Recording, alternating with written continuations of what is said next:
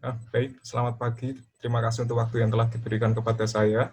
Sebelumnya perkenalkan nama saya Ferdian Kusuma, NIM 17A10082.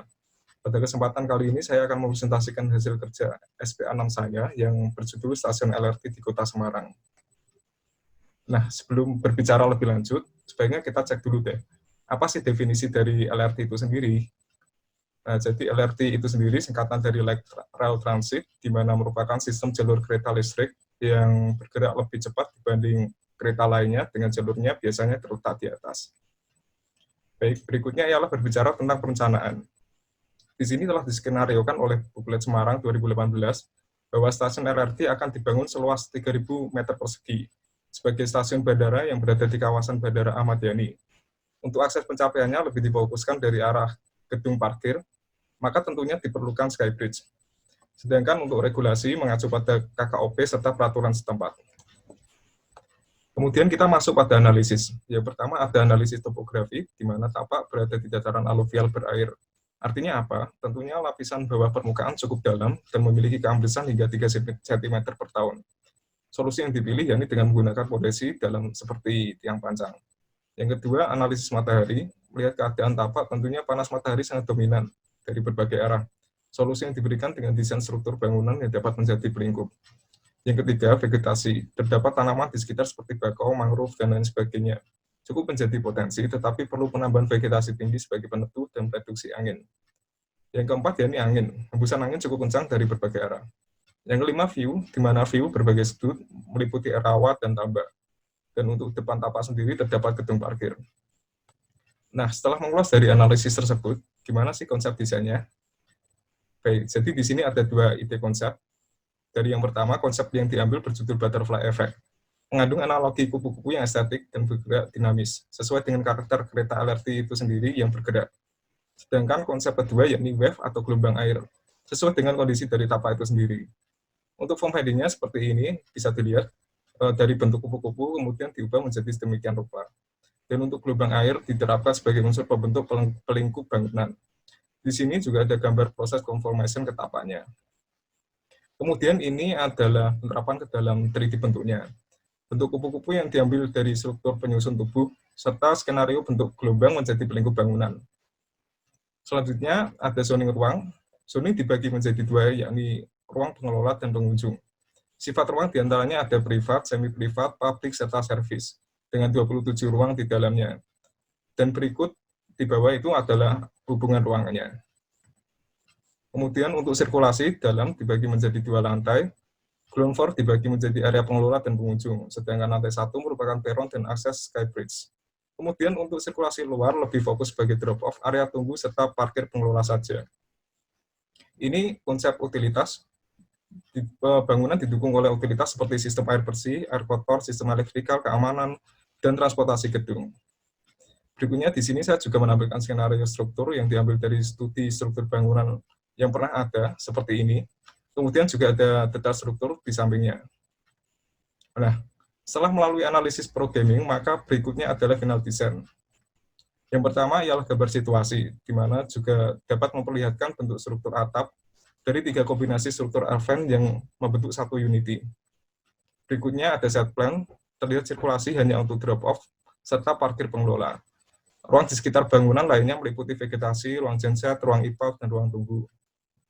Nah, setelah melalui zoning ruang, kemudian menghasilkan DNA ground floor dan lantai 1 seperti berikut, di mana ground floor dibagi menjadi ruang pengelola dan pengunjung, dan lantai 1 ialah peron. Berikutnya ialah tampak. Ada tampak depan, belakang, kanan, dan kiri.